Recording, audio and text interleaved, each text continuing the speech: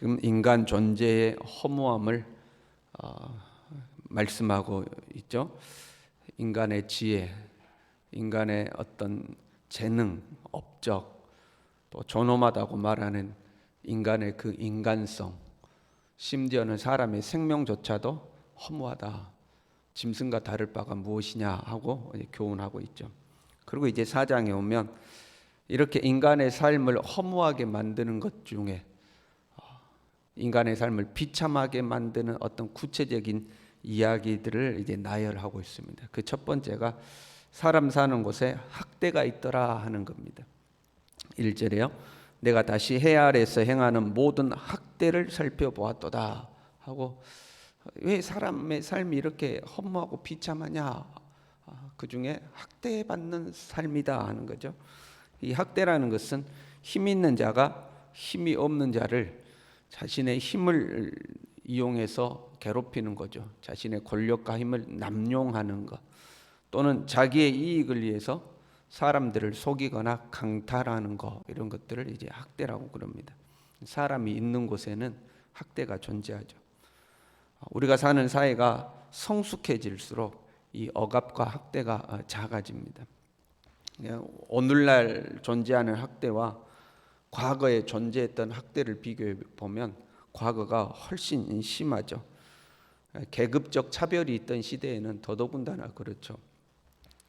솔로몬은 왕으로서 학대가 있는 삶을 지금 비관하는 거잖아요. 그럼에도 불구하고 자기가 왕인데도 그 사회를 바로 잡을 수가 없죠.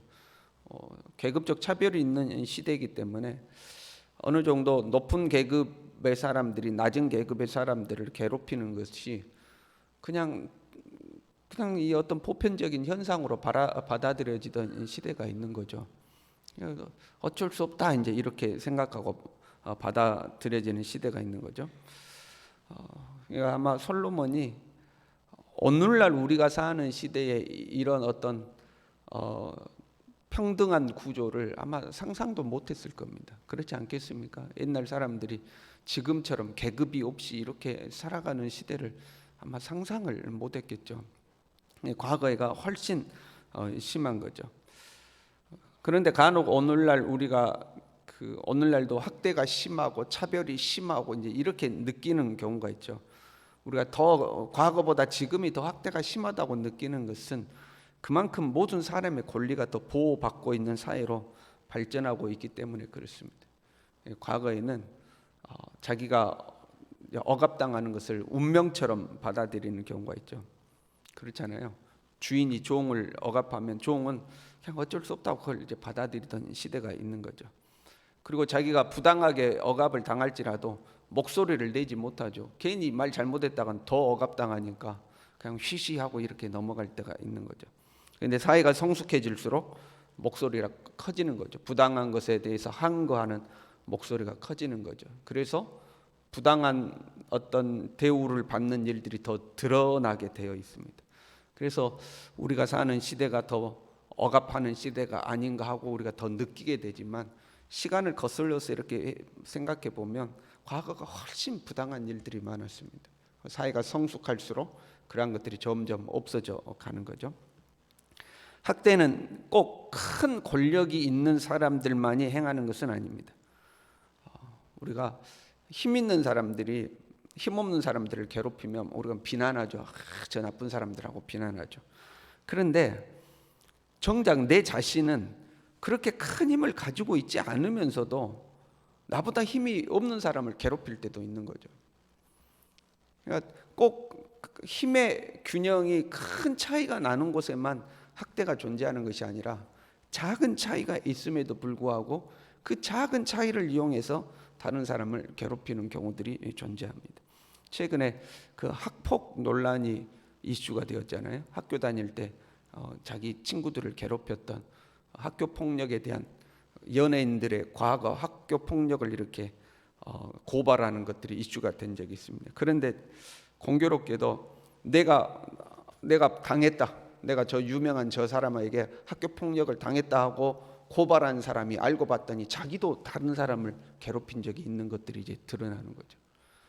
큰 고기는 작은 고기를 먹고 작은 고기는 그보다 더 작은 고기를 이제 잡아먹는 거죠. 이런 것들이 우리에게 있는 거죠.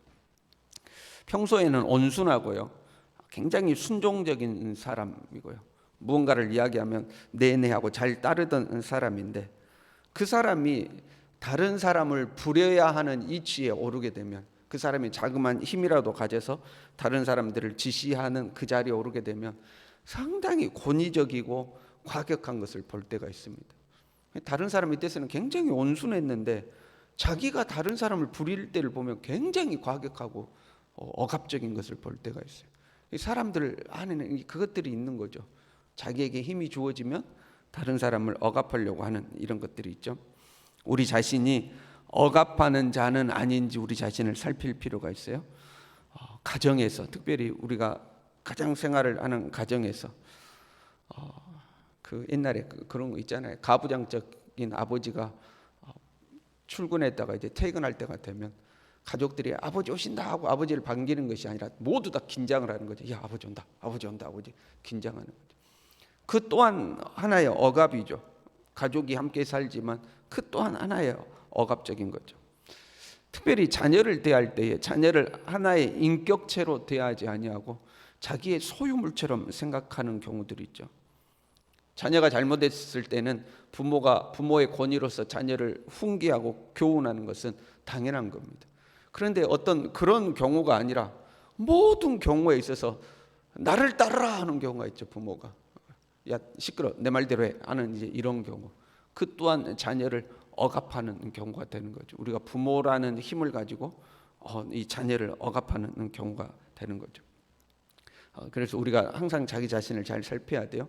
가정에서든 직장에서든 어디든지 나는 억압하는 자가 아닌가 하고 이제 살필 필요가 있죠.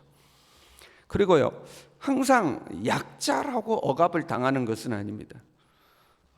우리 사회는 가진 자에 대한 반감이 있죠.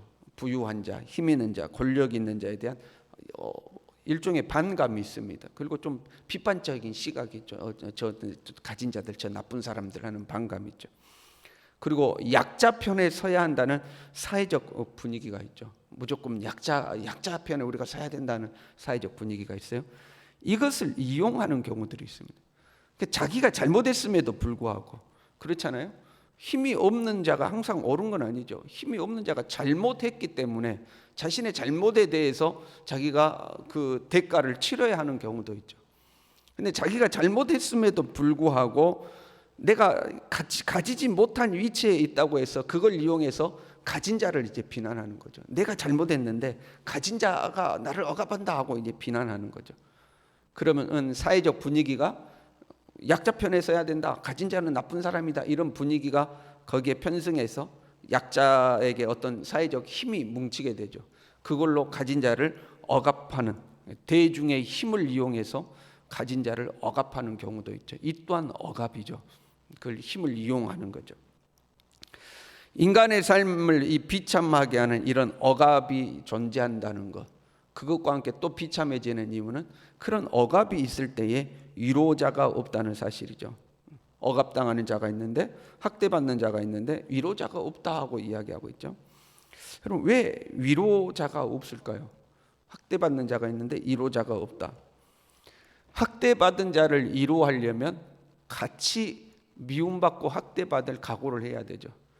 그 사람을 학대하는 자로부터 나도 같이 이제 미움을 받을 가능성이 높죠.